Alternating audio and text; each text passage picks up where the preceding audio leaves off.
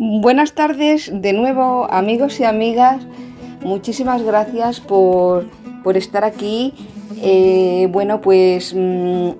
Ahora estoy en fase de transición porque estoy preparando nuevos vídeos, nuevas secciones, pero no quería terminar estas biografías sin un par de personajes que me quedan más, como este que vamos a hablar hoy, que es de Cleopatra VII, la última reina de Egipto, y próximamente el último que haremos de esta sección. Entonces, pues todo requiere su preparación y su tiempo. Así que, claro, no podía dejar de hablar de uno de los personajes más importantes de la historia. Y por supuesto tenía que hablar de Cleopatra VII. La historia de Cleopatra VII no es solo la de una reina, es la historia de una mujer que desafió a un imperio, que fue amada y odiada y adorada por algunos y temida por otros. Su nombre ha sobrevivido al tiempo como símbolo de belleza, inteligencia y poder.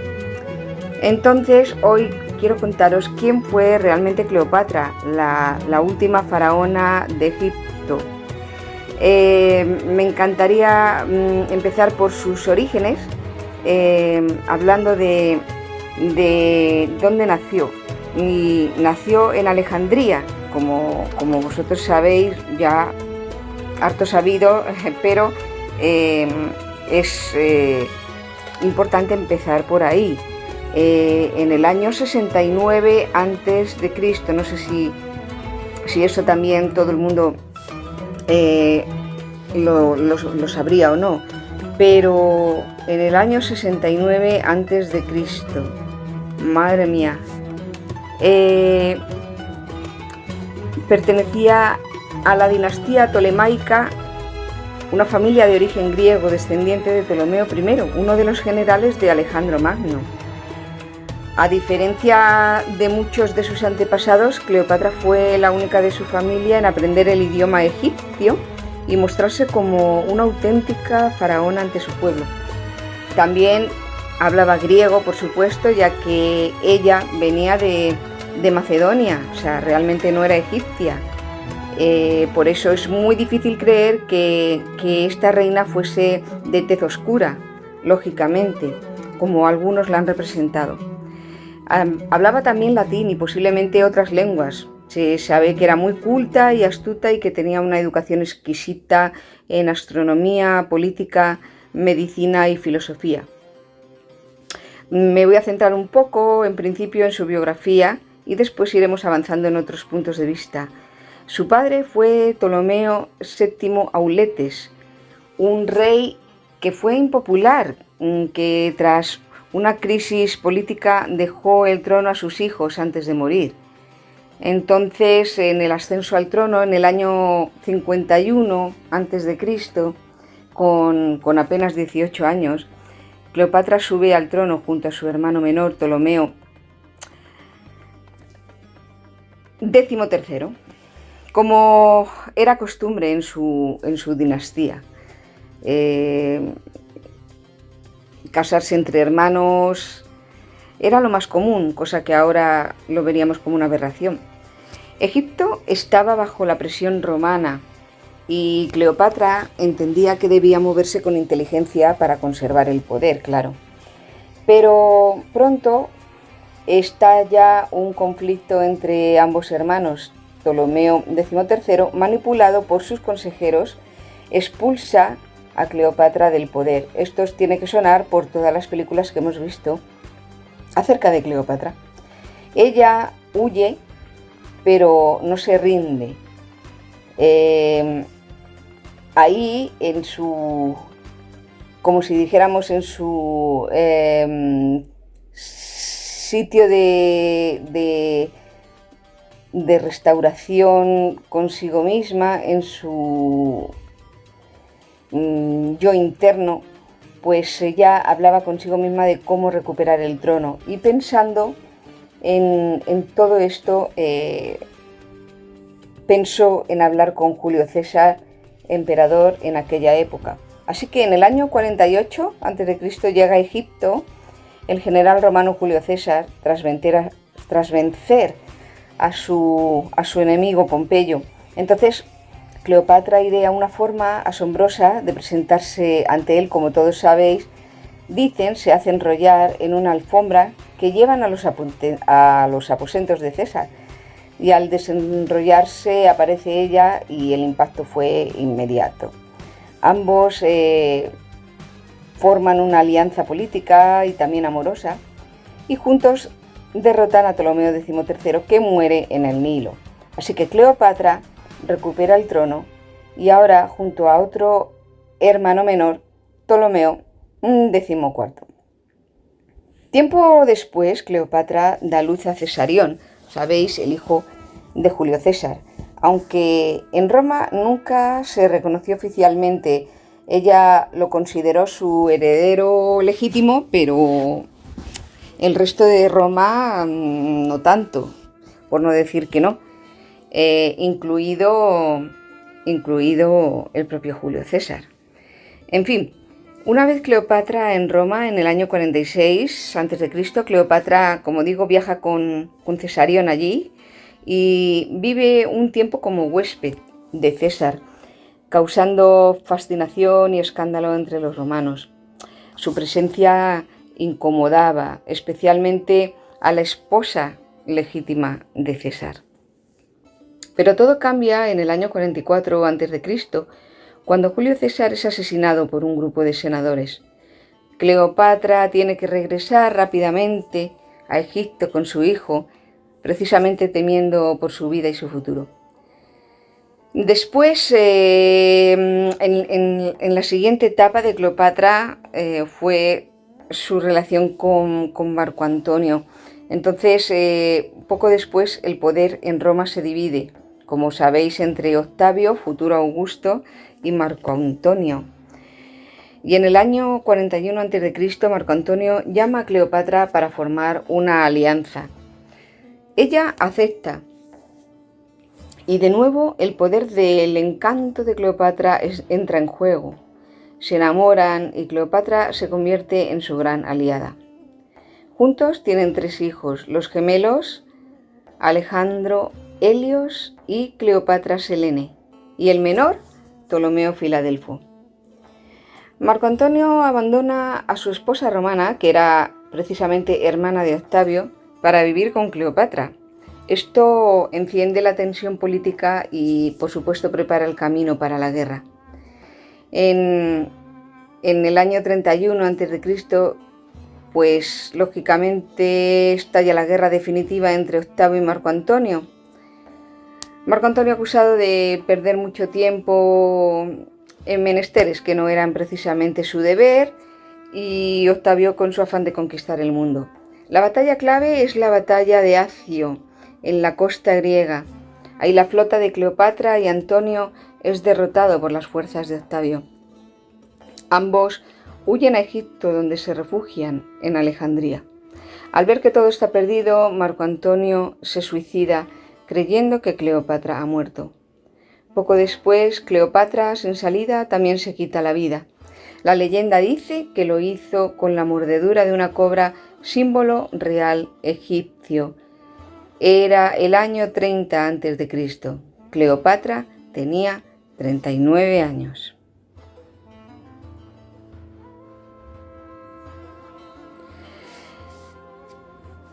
¿Cuál fue su legado y su mito?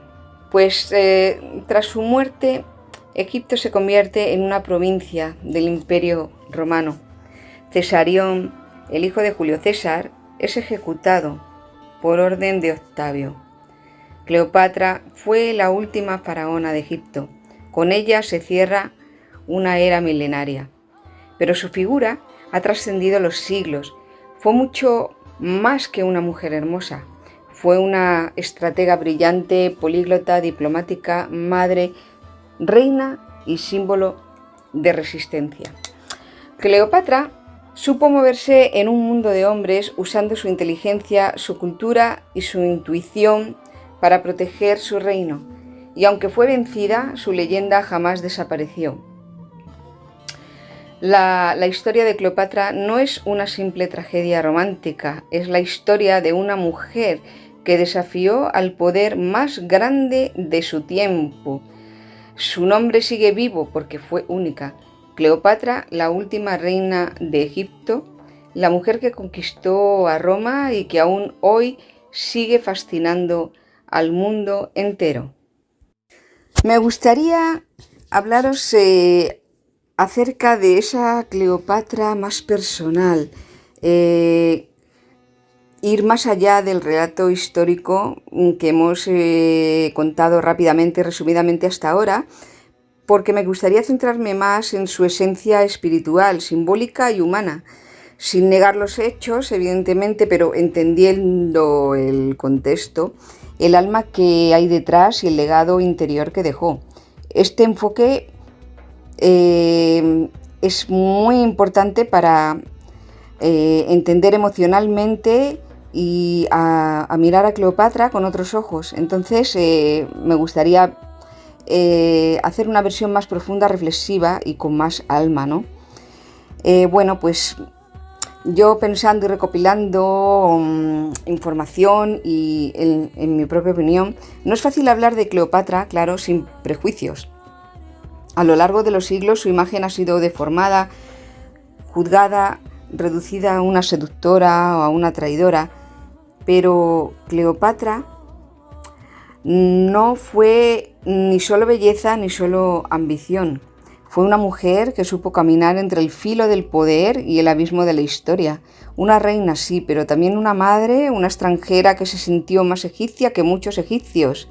Una mujer rodeada de hombres que subestimaron su inteligencia y aún así los venció en más de una ocasión. No por perder una guerra tiene menos mérito, porque son las circunstancias.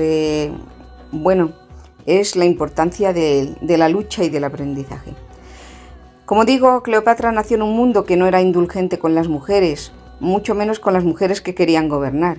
Y aunque pertenecía a la dinastía griega de los Ptolomeos, ella amó profundamente a Egipto, aprendió su lengua, sus símbolos, sus dioses, se consagró como hija de Isis, no por estrategia política, sino porque comprendía la dimensión sagrada del trono que ocupaba. A menudo se la llamaba asesina, pero ¿quién puede juzgar con mirada más moderna lo que se vivía entonces? Las alianzas, los matrimonios entre hermanos, las tradiciones y las luchas por el poder eran parte de una estructura de supervivencia. Cleopatra no fue peor que los hombres de su tiempo, fue igual de fuerte y quizá más honesta en su propósito, ¿no? Yo pienso que su deseo no era destruir, sino preservar, no era dominar, sino sostener a un pueblo acosado por el mayor imperio de la historia, Roma. Luchar contra Roma tenía que ser verdaderamente complicado. Y ella no se rindió. Luchó hasta el final para salvar a su hijo, a su linaje y a su país. Y así, no siendo las mañas muy adecuadas, pues Julio César ya estaba casado, pero prevalecían los intereses en aquella época, el país sobre todas las cosas. Y cuando entendió que la batalla estaba perdida, eligió su destino con dignidad. No esperó a que Roma la humillara en un desfile. Prefirió morir como reina libre antes de vivir como trofeo de un imperio. Cleopatra dejó una marca profunda, no solo en la política o en la historia, sino en la memoria espiritual del mundo, pues representa la fusión de Oriente y Occidente. La sabiduría femenina frente al poder militar, la voz del alma en medio del estruendo de los imperios. Representa a todas las mujeres que en silencio o en voz alta han luchado para sostener su mundo, su pueblo, su dignidad, aún en medio del caos y de todas las situaciones. Quizá por eso su nombre no se borra, porque hay algo de divino y humano en ella al mismo tiempo, porque fue imperfecta, sí, pero profundamente auténtica. Cleopatra fue el eco de un Egipto Egipto que moría y al mismo tiempo la semilla de una mujer eterna. Entonces lo que yo quisiera en este vídeo un poco es rendirle ese homenaje que ella se refiere como mujer, como luchadora y guerrera. Y quiero cerrar el vídeo también con una reflexión intensa, emocional y gloriosa sobre quién fue Cleopatra, cómo se reflejaría hoy y cómo su legado sigue latiendo en la conciencia femenina y espiritual del mundo. Si Cleopatra viviera hoy, seguramente se quedaría observando el mundo con esa mirada suya, aguda, silenciosa, poderosa, y pensaría que el tiempo ha cambiado, pero no tanto como creemos. Seguiría viendo cómo muchas mujeres aún luchan por ser escuchadas, cómo el poder aún se defiende entre manos cerradas, cómo la sabiduría femenina se esconde o se desacredita. Pero también vería algo nuevo, vería a mujeres alzándose, educadas, libres, valientes, unidas. Mujeres que ya no necesitan disfrazarse de hombres para gobernar. Mujeres que ya no se disculpan por su voz, ni por su ambición, ni por su compasión. Cleopatra estaría orgullosa. No por haber vencido, sino por haber resistido. Porque su legado no fue conquistar Roma, sino plantar en el corazón de la historia la idea de que una mujer puede gobernar un reino, un imperio o su propia vida sin renunciar a su esencia. Fue madre y reina. Fue política, estratega, amante, diosa y humana. No tuvo miedo de amar ni de perder. Y cuando el mundo se derrumbó a su alrededor, no suplicó, cayó de pie. En la sociedad de hoy, Cleopatra no sería solo una figura de museo. Realmente sabemos que no era muy guapa para lo que nosotros consideramos belleza en esta época, pero a lo mejor en aquella época sí. Pero sería un símbolo de lo que aún falta por sanar. El miedo al poder femenino, al poder que no humilla, sino que crea. El poder de unir lo racional y lo intuitivo. El poder de ser alma, cuerpo, espíritu y fuego, todo al mismo tiempo. Ella, que no era egipcia, sintió Egipto en la sangre. Ella, que fue llamada extranjera, amó su tierra como propia.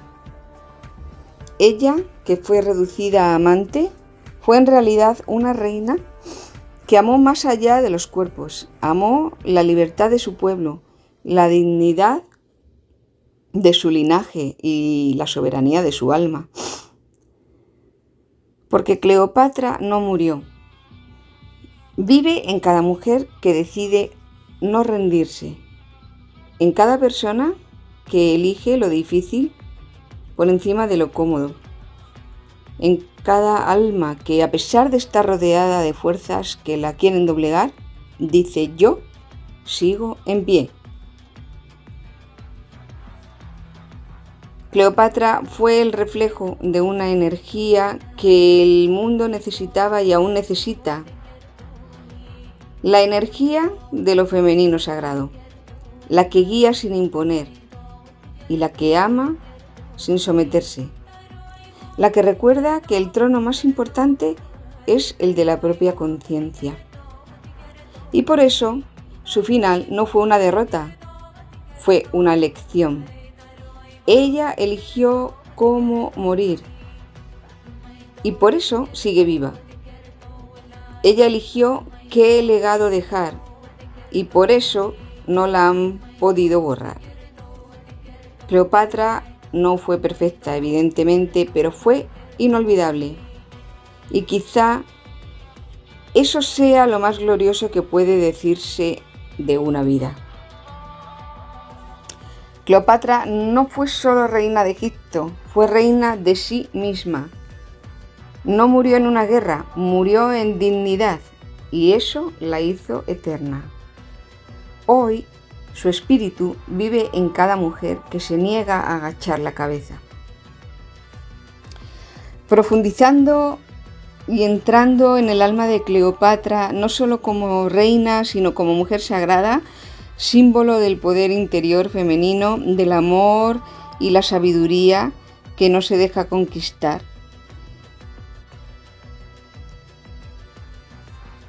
Me gustaría hablar de lo especial que fue desde lo simbólico, desde lo humano y desde lo eterno. Cleopatra, una mujer sagrada y un alma indomable, no fue solo la última reina de Egipto, fue el último corazón palpitante de una civilización milenaria.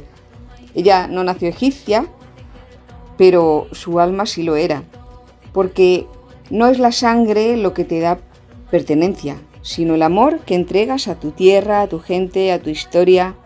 Y Cleopatra amó Egipto como si hubiera nacido en sus orillas. Fue criada en una corte donde la traición era costumbre y el poder se sostenía a cuchillo. Entonces, en ese entorno ella eligió la inteligencia como escudo y la palabra como espada. No vencía gritando, vencía esperando.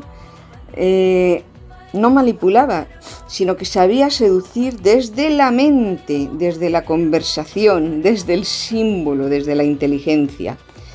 Entonces, ¿qué tenía Cleopatra que nadie más tenía? Pues tenía presencia, este tipo de energía que no se aprende, que se lleva en los ojos, en el tono de voz, en la forma de mirar el mundo sin miedo. Tenía propósito y su vida no fue casual. Todo lo que hizo, lo hizo por proteger a su pueblo. Incluso sus amores, tan criticados por la historia, fueron alianzas para salvar su tierra de desaparecer bajo el poder romano. Tenía alma femenina completa. No solo era estratega, sino que era madre. No solo era gobernante, sino que era mujer. Y no solo era amante, sino era soberana de sí misma. O sea, personas con amor propio y dignidad. En una época donde la mujer era muchas veces usada como moneda de cambio, Cleopatra fue una mujer que se eligió a sí misma una y otra vez por encima de todo. Eligió con quién aliarse, con quién dormir, cómo reinar y cómo morir. Su amor no fue debilidad, sino fue parte de su fuerza.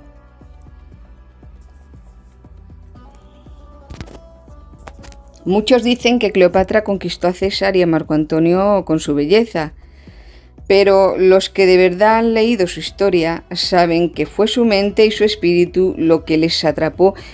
Pues digo, no es que fuera muy bella, a lo mejor a ellos sí les parecía, cuidado, O sea, estoy hablando desde el punto de vista actual. Ella hablaba varios idiomas. Conocía los misterios de los dioses, dominaba las matemáticas, la medicina, la política, la filosofía, era culta, profunda, brillante y eso, claro, eso intimidaba. Pero Cleopatra nunca pidió permiso para brillar, no pidió disculpas por ser fuerte y no se redujo para gustar a nadie. Y eso la hace aún más especial en nuestros días.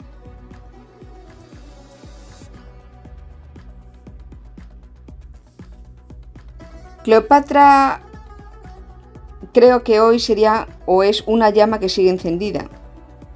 De hecho, si ella caminara entre nosotros hoy, quizá no llevaría corona, pero su alma seguiría siendo reina. Sería escritora, líder espiritual, científica, embajadora, activista o tal vez simplemente una mujer que inspira a otras a recordar que su voz vale, que su presencia transforma y que su historia importa. Ella no vino al mundo a ser invisible, vino a dejar una huella que ni Roma pudo borrar. Y lo hizo, porque Cleopatra no solo vivió una vida intensa, vivió una vida que traspasó los siglos. Su cuerpo murió, pero su energía se convirtió en un arquetipo, en símbolo de la mujer que no se rinde, de la mujer que es madre y reina, fuerte y dulce, misteriosa y clara, espiritual y terrenal. Por lo tanto,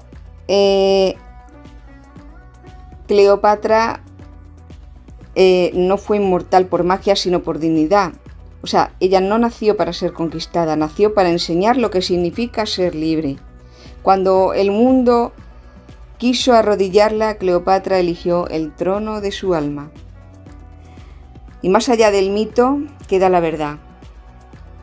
Cleopatra fue, en mi entender, una mujer completa. Y eso fue su mayor revolución. Queridos amigos, bueno, no tengo palabras. Me ha encantado este vídeo, esta manera de hablar con ella. Y para cerrar este contenido, me gustaría comentaros que Cleopatra no fue vencida, sino fue recordada, y que en un mundo de hombres no pidió permiso para ser mujer. No pidió disculpas ni por su poder, ni por su belleza, ni por su voz. Luchó por su tierra, por su hijo, por su pueblo, y lo hizo sola, sin escudos, sin ejércitos eternos, pero con una fuerza interior que aún hoy atraviesa la historia. Se la llamó seductora, peligrosa, asesina, pero la verdad es que fue una reina que eligió su destino. Y eso, en cualquier época, es un acto de poder espiritual. Cleopatra no se arrodilló ante Roma, ni ante nadie. Prefirió morir de pie y con ese gesto se convirtió en eterna. Porque Cleopatra no representa el fin de Egipto, representa el comienzo de la conciencia femenina que no se somete. Una conciencia que hoy está más viva que nunca. Pues bueno, amigos, en estos 3 minutitos que me queda, pues agradeceros una vez más vuestra presencia, vuestra escucha. Si os gusta, pues dejar los comentarios en la sección que hay abajo, que me encantará oírlos, porque siempre es interesante ver los distintos puntos de vista de los demás. Con vuestros likes, pues sencillamente es para poder seguir haciendo vídeos sin ánimo de ningún lucro, sino de información, sino de aprendizaje, sino de entretenimiento, y con eso me doy por bastada. Bueno, pues como digo, voy a terminar con otros 1 o 2 vídeos más de biografías y pasaremos este programa a otra nueva sección ya para septiembre o un poquito más allá. Y de verdad os vuelvo a decir que muchísimas gracias, encantada de estar aquí, que estéis aquí con esa ilusión que siempre tenéis de aprender y de saber más y más. Así que, sin más, os deseo unas buenas vacaciones y, por supuesto, nos veremos de seguida, como siempre, en esta sección de versiones de la verdad, biografías. Muchísimas gracias, felices vacaciones y hasta siempre.